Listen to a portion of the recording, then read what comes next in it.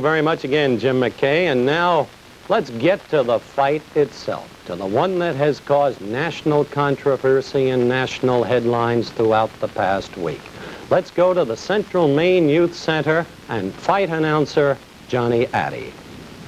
And the referee, ladies and gentlemen, the former heavyweight champion of the world, Jersey Joe Walcott.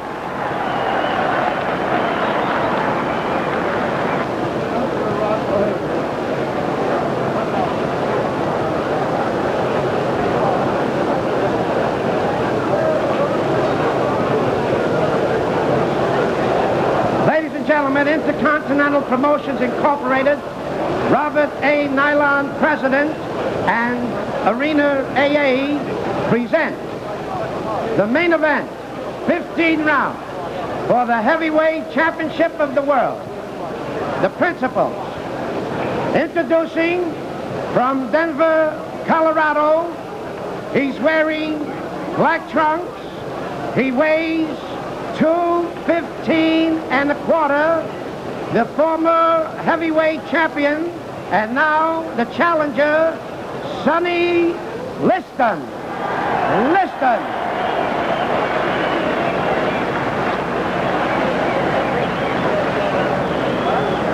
His opponent from Louisville, Kentucky. He's wearing white trunks. He weighs 206. The heavyweight champion of the world, Muhammad Ali.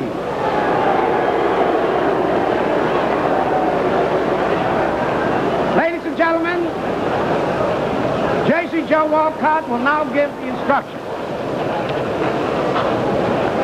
Well, gentlemen, this is a match you've both worked very hard for, and I know you're both in good condition. I'm not going to go with a lot of preliminaries. I know you both know the rules of Maine, so I'm in here to enforce them. So I'll say to you, keep your punches up, protect yourself at all times. Good luck. Shake hands, come out fighting.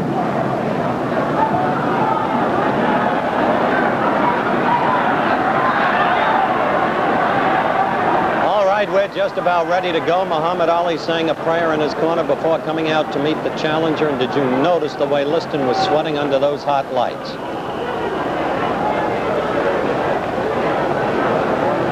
15 seconds from the bell. Our ABC clock timing the fight will be superimposed at the bottom of your screens.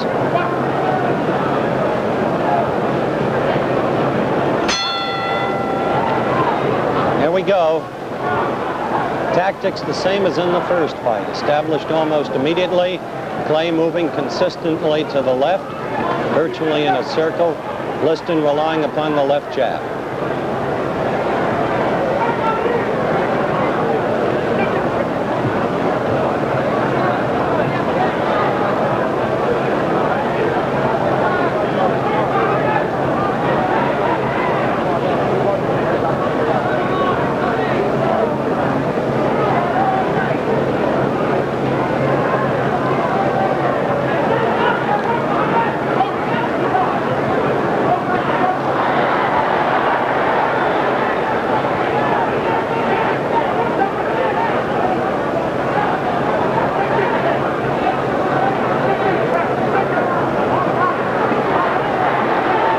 To 1 minute. 1 minute, the time officially proclaimed by the Maine Boxing Commission as the end of the fight. Good right by Clay.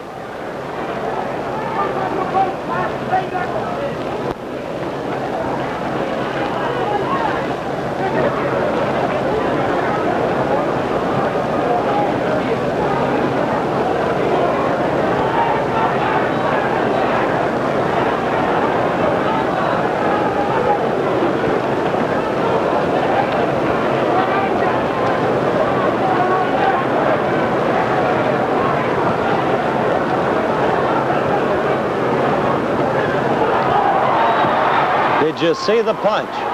Did you see it?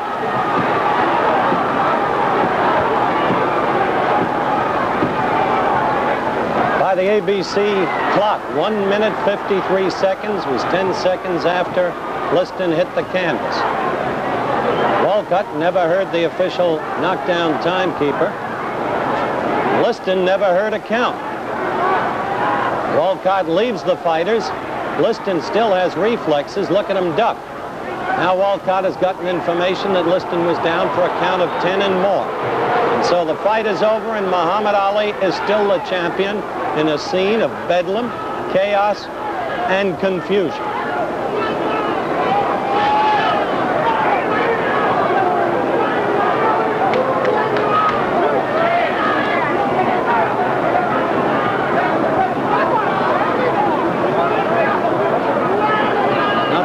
Confused is Jersey Joe Walcott.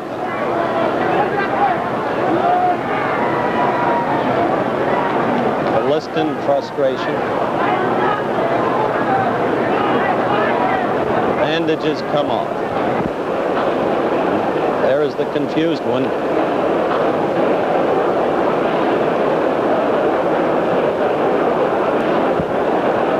Champion adulation, interviews.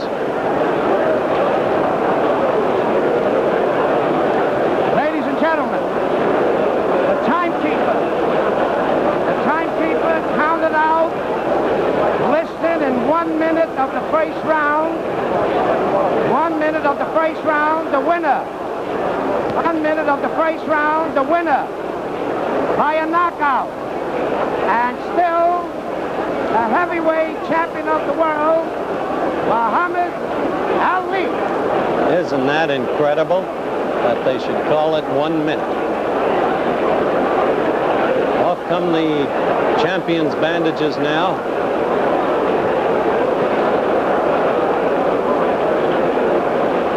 And the champion tells the press exactly how he feels about at least some of them.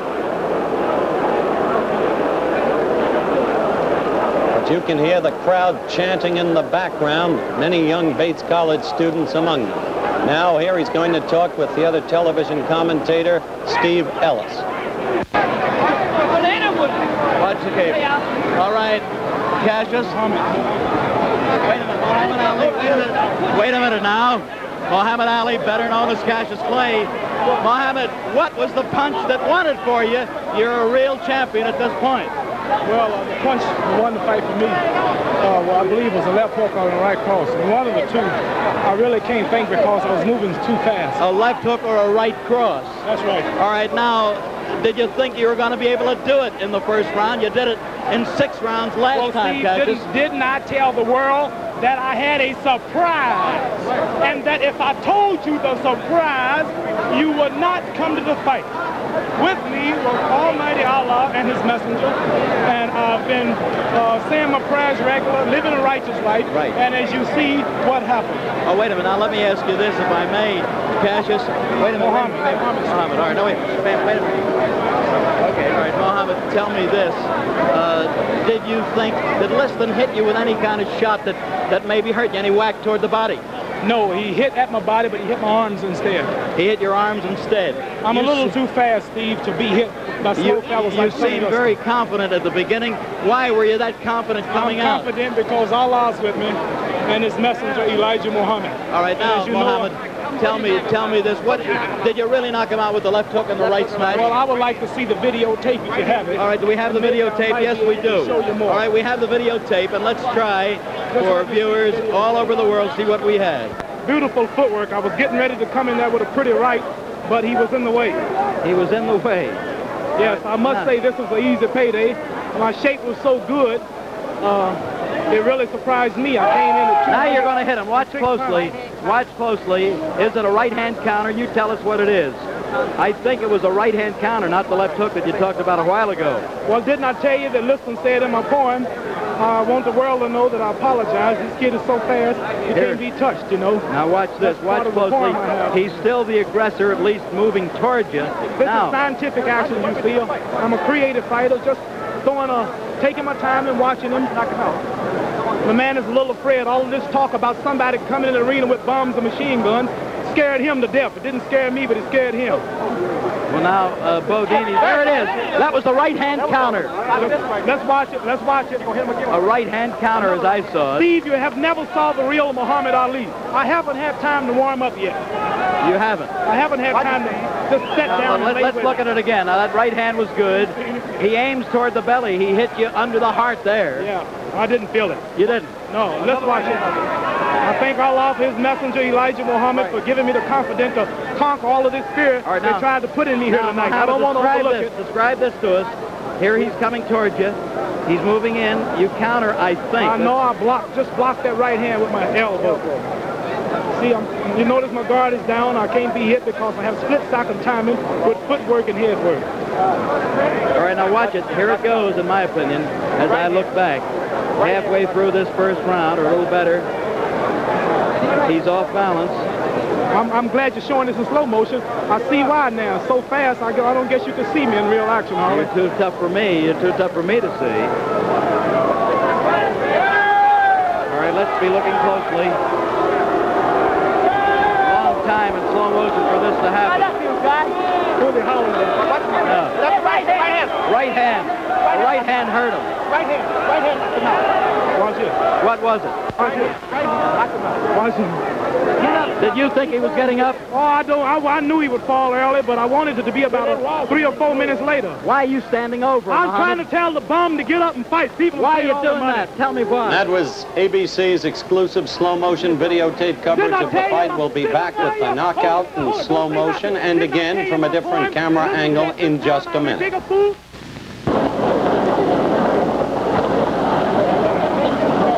Now, once again, here is the knockout in slow motion.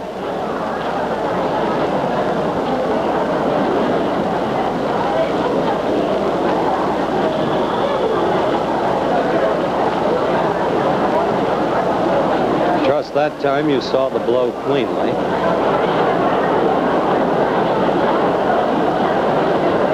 Now observe closely the extraordinary sequence of events that follows. First, the refusal of the champion to go to a neutral corner.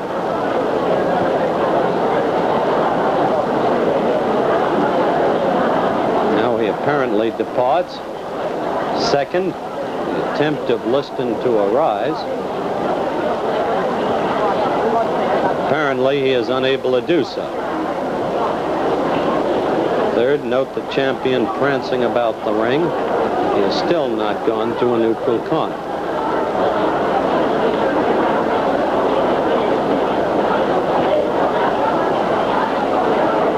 Fourth, the fight actually resumes.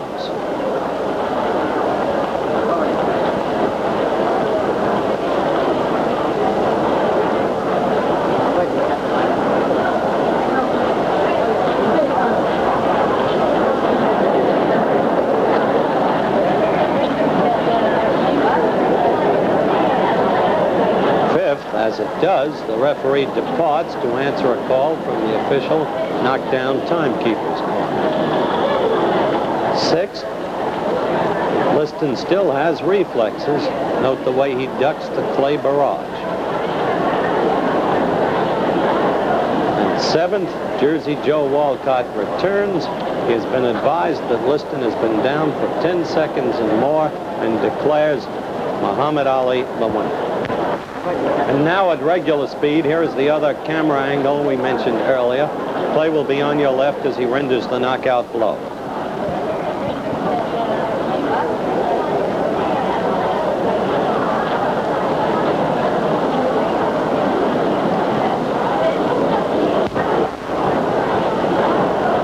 And there you saw it once again.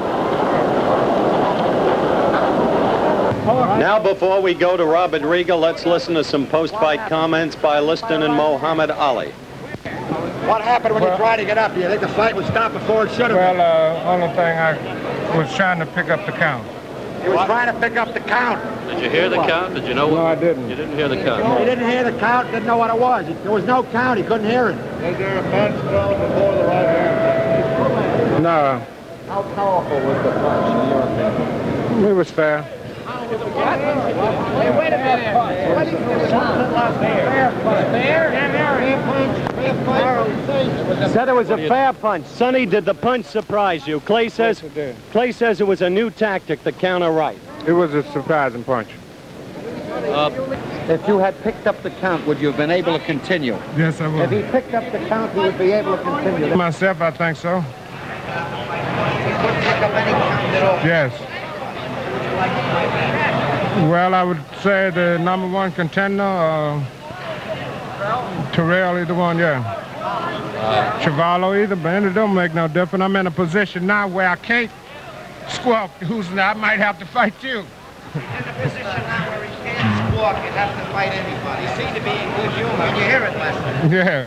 Ain't no use, ain't no sense of being in bad humor. Sonny, do you feel a disappointment at all? What actually are your Yes, I do. Feel real disappointed. I think it was because of my main point was to get him and get it over with. What was your plan? Were you going to try and get him early or stay with him? Well, I was going to stay with him. He got hit hard. I hit him with a punch that Jack Johnson used called the anchor punch. Stephen Fetcher, the old great Hollywood movie star, as I told you, he's working with me, and we were in secret training on something called the anchor punch. And this is a punch that Jack Johnson took to the graveyard with him. Nobody knew it but Stephen Fetcher, and it's a twist-like chopped right hand that is hard to see. And I told a few of you fellas when you were at Chicopee, Massachusetts at my training camp, if you can remember clearly, I was demonstrating the right. Do you remember? Why don't you show us how it went, Jack? Do you? Yeah. How does it go? It's a How does it snap go? punch, and you can't punch it until the man is coming in at you. That's like a head-on collision. One car doing 50, hitting the back of another car going 50, doing the same way, it's not much shock. But you turn the car around and bring them together head-on, it's a shock. So the man, I had to time the man with my rhythm and bouncing where he was coming at me and where I was meeting him, and just, that's all. Goodbye, A Jack. twist. And you can't see it, but if you were hit with it, all of you be out. Muhammad, was he... In boxing, when the championship of the world is at stake, defeat without punishment always creates doubts in the minds of the fans. I guess that's because of the great fighters we've had down through the years, the great fights, and the great pictures of those fights. Like this one, the day Jack Dempsey gave a tremendous beating to Gibbons in Shelby, Montana in 1923. Or this one, when Rocky Marciano won his world championship in the 13th round with his tremendous right hand to Jersey Joe Walcott's chin. There was never any doubt about this punch or about Marciano causing the damage. Or in the two fights with Izzy Charles and the tremendous punishment Charles took and Marciano's battered face. It was all there for everyone to see. But in Lewiston, Maine, in the last heavyweight championship fight between Liston and Clay, there was a great deal of doubt. This is the first punch of the fight. Clay throwing a right hand over Liston's left jab. This is Clay's second right hand, the one many people thought was the best punch of the evening. It caught Liston on the chin, but he kept on fighting. And this sequence shows precisely what happened and how the punch in question was landed. Clay was circling to his left, as he always did in the first fight and in this fight. Then Sonny Liston threw his 17th jab. He was short with it. He missed on all 17 jabs of the fight. You'll notice Clay's hands. Both his gloves are below his belt. He's circling to his left, on his toe, and then suddenly he brings his right hand up over Liston's jab and connects on the side of Liston's head. He's pushing off his rear foot. His power is coming all through his body. He has every intention of landing the blow. Liston crumples. His gloves come together. And now if you look at Clay's feet, he's swinging to the right. He seems to be off balance. But the punch has landed. And then he follows through with a left hook, but of course it misses as Liston goes down. This is the punch which so many people did not see. Another question is, for a man like Liston, who had never been floored before, how can one punch like this put him down, especially when thrown by Clay so early in the fight? There is one theory that's very interesting, and that's the karate idea. The idea that a fighter throwing a particular punch in a particular style, as Clay can do because he has this great balance, this great speed which you need in karate, and the fact of the twisting motion at the waist, which a karate fighter always has, and the way when you bring the glove up, you turn your fist over. The karate people call this focusing the punch. A hook is like this, a jab is like this, but a karate punch is like this. I don't say, or no one says, that Clay intentionally threw a karate punch or that he planned this punch, but because of the nature of his style of fighting, it's perfect for throwing such a punch. And perhaps landing here on Liston's head and throwing it in his style, which is natural to him, it was very effective. This could have done it. However, with all the slow motion tape, with all the high-speed film, there is one question to be answered, and one question which photography will never show. And that's, what about the integrity of a fighter, his courage and his skill and his desire to win? No camera showed it that night in Miami when Liston stayed in his corner, and no camera showed it in Lewiston. The immortals, Jack Dempsey and Rocky Marciano, will discuss this idea in a little while, but right now, the famous referee, Ruby Goldstein, and Howard Cosell. Thank you, Bob. And Ruby Goldstein is, of course, the most famous third man in the ring in boxing history. Ruby, you're in the ring. Guy gets knocked down. What do you do? Immediately, I see that the man that's caused the knockdown gets to a neutral corner, and in about 4 seconds, I'm back yelling the count into the man that's on the floor, which I pick up from the knockdown timekeeper. How do you hear it from the knockdown timekeeper? It usually comes to the count of 4. I hear it from the knockdown timekeeper in Madison Square Garden, the Bull Clubs, or where they hold the fights. There is a loudspeaker, and it's very easy to hear. But someplace I wound up where you couldn't hear it in some smaller clubs, and we just read the lips of the announcer. Lip reading. Right. All right. Have you ever in your lifetime left the fighters to themselves, one fighter on the floor? No, you don't leave it, and I feel sorry for Joe Walcott. He's a fine man, very honorable man, interested in a lot of good work, but he had a tough man to handle, a man like Clay who kept roaming around in the vicinity where Liston was, yelling to get up, and it was difficult. At the same time, we've got to be reportorial about this, Ruby. Let's have a look. We had a special camera following Walcott during that period of action there, or chaos, however you want to put it. And I'd like your comments about Jersey Joe as we run the film of the fight and see exactly what he does. Now, there's Liston down. Now we're going to be going to Jersey Joe.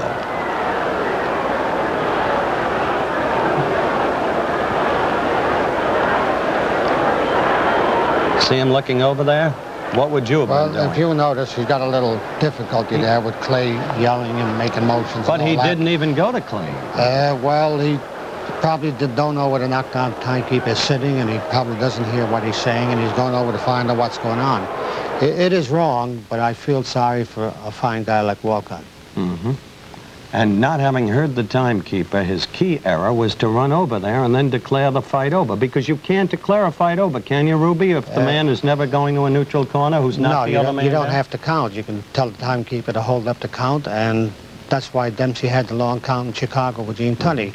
Dempsey didn't go to the corner, and the referee didn't start the count until he did. So henceforth, you had about 4 seconds more in the counter, and he could have done this here as well, but maybe it's the fact that just a once-a-year these referee. Fellows don't referee too often. Sometimes once a year, twice a year, then 3 years goes by and they don't referee, and you can forget sometimes. Anybody can make a mistake. I've made them too. Yeah, but so few and far between. Thank you so much, Ruby. Thank you, Howard. Ruby Goldstein, of course, and we'll be back with the man who was involved in the long count, Jack Dempsey, Rocky Marciano, Jimmy Cannon, the great sports writer, Bill Hines, the editor of the Fireside Book of Boxing, in a moment, right after this message. This is Jack Dempsey, a legend in his time. And Bill Hines, boxing expert, editor of the Fireside Book of Boxing, author of the great boxing novel, The Professional. Jimmy Cannon, the distinguished syndicated columnist of the Hearst Press. The hard rock from Brockton, Rocky Marciano, who never tasted defeat. These then are our panelists. They have seen the very films that our viewers have seen, and I'd like to begin with you, Jimmy Cannon, because at the bout, you were directly situated to see Clay throw the punch. Was there a punch? Yes, there was a punch, Howard, but I didn't think it was hard enough to crush a grape. The ring lights were very hot. The only explanation I can give for the way Liston fell was that perhaps he was sunstruck by the lights. It was a hoax in the sense, I don't think it was a fix in the sense that money was passed, but I don't think that Liston tried as hard as he should. He just took a punch and got out of there. That's the way it looked to me. Afterwards, when he got up, he certainly wasn't unconscious. He seemed in possession of his faculties. He ducked, knew enough to duck, about 5 or 6 right and left hands. Now, I'm not jumping on the bandwagon after the fight. Before the fight, I refused to pick a winner because I didn't like the circumstances of it. People connected with it. The mere fact that Liston owns 22.5% of the stock in the company that promoted it. They make an excuse that he doesn't really own it anymore, but it's in the name of William Crawford. I asked Sam Margulies, who's connected with the promotion and seems to be Liston's manager, although he denies it, whose name it was in. And he said, William Crawford. And I said, who is William Crawford? And he said, Liston's father-in-law. All right, Jimmy, I'm going to move from that to Rocky Marciano because, Rock, you and I were seated together right beneath Liston, virtually, where he fell. Weren't you under the impression that he slipped or tripped rather than fell? Yes, I did, because Clay was in no position at the time to throw a solid punch. He was moving from side to side in those funny moves that he makes, and it looked like he pulled back threw a sort of a leading right hand without too much power, but from the films, evidently after he threw it halfway, he then put some power behind it and did get in about 6 inches of punching power. Didn't you feel that Walcott thought Liston slipped or tripped? Yes, he acted that way because he just didn't start the count at all. Well, here's a good chance, gentlemen, for a break. We'll get to Bill Hines and Jack Dempsey in just a minute, so let's take 60 seconds out for another kind of sport, shall we? All right, let's resume and let's talk to the Manasseh Mauler, Jack Dempsey. Jack, you deliberately did not look at that fight until today when you've seen the films. That's right. What's your view of the films? Well, there's very little to see, except I saw the punch, and the list looked very slow, and there was so much confusion, you can't tell what was going on. You think it was a knockout blow? Well, I don't know how hard he was hit. Not being on the receiving end, you never know just how hard these punches do come over, but I did see the punch go over. Earlier, you were quoted as saying that you didn't want to see the fight or even hear it because you expected that this kind of thing was going to happen. Well, I felt that something could happen, and I didn't want to, if you can't say something good, why say anything at all? I didn't want to say nothing. All right, Bill Hines, you edited the very film that the viewers have seen today. You satisfied that there was a sufficiency of force in that punch to knock out Liston? I think the answer, Howard, rests with Mr. Liston. If he couldn't get up, I think he belongs in Rochester, Minnesota, where the Mayo Clinic is. And if he wouldn't get up, I think he belongs in absentia. Which is where he'll likely be from here on in. I think so. Billy, the thing that puzzles me is the documented record shows that Liston had never before been felled, and Clay had never before been a one-punch knocker-outer. Now, in the wake of those facts, how could this have truly been a knockout punch? Well, I think you'd have to understand Liston's entire physical condition, and we're not sure of that. We're really not even sure how old he is. He says he's 31, and we say he's 31 plus. Certainly he looked like an old man, and as the two pros here can tell you, when you get to a certain age, you just don't live under a punch the way you did when you were young. So I think that's a factor too, Howard. Well, Rocky, when you were not so young really in your career, Archie Moore decked you with a short right that only traveled about 6 inches, didn't it? Yes, that was when I missed him with my own right hand and had the full force going, and Archie, the clever man, just stepped back just about 3 inches and hit me with the best counterpunch you ever saw. And coming in and he coming in, I just went straight forward. What do you think about when you go down? Well, you realize that you can be put down, and it's a frightening thing to know that you can be put down. The punch traveled just a short distance, and you say to yourself, he can do it again, I better be a lot more careful, or a lot more aggressive, either one. Was Clay's punch at all like Moore's? No, not really. I thought he just started it more or less to parry, and all of a sudden he saw the opening and he threw some power at the last moment. I've noticed that on the film here. He didn't have his body behind it or any real follow through. It was just a over the right arm and right on the chin. It could have hit him in a good spot and just confused him very much. Well, as our viewers can see, that punch continues to remain very much in dispute. Our guests have been Jimmy Cannon, Jack Dempsey, Rocky Marciano, and Bill Hines. Thank you, gentlemen. The mystery of the punch unanswered. That's the way it was that May 25th, 1965 in Lewiston, Maine, in a high school hockey rink where they had a heavyweight championship fight. The big questions remain unanswered. Yes, there was a punch, but was it of sufficient force to knock out a man who had never been floored before? What about the referee, Jersey Joe Walcott, and his total confusion? Incidentally, Jersey Joe was invited to appear on this show, but was unavailable. Had he counted, could Liston have been up in time? Did Liston really, for that matter, get a fair share?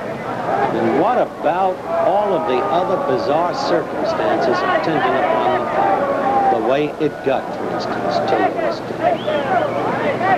Well, some say this was the end of boxing. Congress may bring in a federal boxing commission. Some states want to wipe out boxing. But this may, in fact, have been a new beginning, because Floyd Patterson now in Sweden says he's been promised a fight in the fall. And right now, there's a man in the ring, George Chuvalo, and there he is, who wants to fight the heavyweight champion. He's ready at that moment. He may get the next shot. Indeed, this may be a new beginning. That's the story of the big fight, Muhammad Ali against Sonny Liston. What about next week on Wide World of Sports? Well, next week, ABC's Wide World of Sports will be at the Commodore Hotel in New York City for the World Pocket Billiards Championship. Luther Wimpy Lassiter will be defending his title against Joe Balsas. Lassiter and Balsas meet in the finals of this competition involving an outstanding field of America's pocket billiards players. Also next week, we'll present an outstanding topical event of international significance. So be sure to check your local listings for ABC's Wide World of Sports next week. The executive producer of ABC's Wide World of Sports is Roone Arledge. The Clay Liston segment was produced for ABC by Jim Spence and Jim Colligan and directed by Marshall Diskin, Bob Delaney, and John Sedgwick. Parachuting coverage produced by Jack Lubell and directed by William Bennington. Today's remote pickups were by ABC New York and Hollywood. Nationwide and worldwide travel arrangements for ABC's Wide World of Sports made through in promotional consideration furnished by TWA Transworld Airlines. Remember to check your local listings for ABC's Wide World of Sports next week. Now, this is Howard Cosell saying so long. The preceding program was pre-recorded.